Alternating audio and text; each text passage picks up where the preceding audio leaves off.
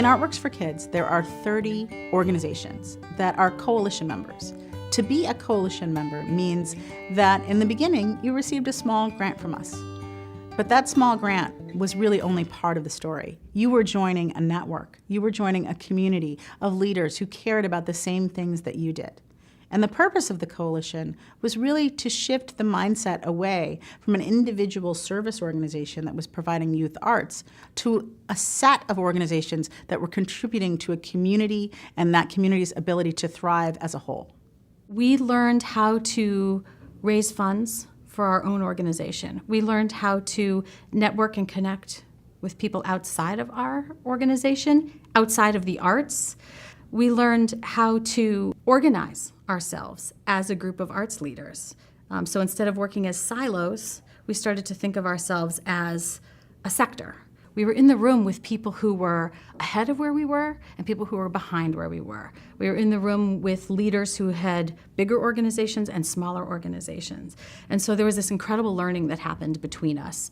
And in fact, a lot of us still meet regularly to share and to give advice, and we've kind of been supporting each other in our leadership over time.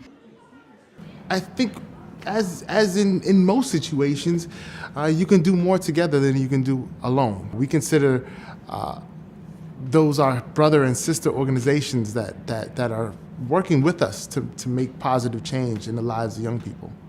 Oh, darling, I was blind to let you go.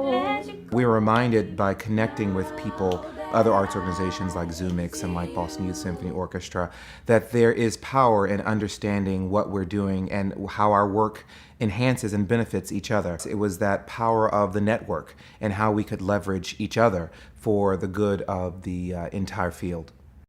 There were a lot of questions early on with those of us who were forming this group and those members of the coalition. Would this work? Why are we doing this? Who should be involved? So we started slowly, and we gathered a group of people, a smaller group of people of youth arts organization leaders. And this group really identified what are their common goals, what are their common challenges, what do they think they can really accomplish together. Built some trust, some deep trust very early on, and then that group really figured out how to actually create criteria for broadening the coalition. I feel very comfortable at this point picking up the phone and calling any of the coalition members, asking for advice, asking for their support, asking for their introductions to some foundation or to an individual, without feeling like they think that I'm taking something from them. This coalition, not only the group of people, but the way in which we were asked to engage with each other has influenced the way I think about the work. We started thinking about, well, ZooMix has grown over the years from serving, 24 kids to serving, at that time, I think we were at 350 kids. We're now over 1,000 kids. Boston Children's Chorus is serving 500 kids. Shakespeare's Project is serving, however many, and so we started thinking about the number of kids we're serving. We started thinking about the number of staff we employ, the number of buildings that we operate out of, and facilities, the number of tickets that we sell, the number of board members or volunteers that are engaged. We're building fabric that is vital. This investment that Hunt Alternatives Fund made in building this coalition over a period of 8 years was meant to pay it forward, and it has.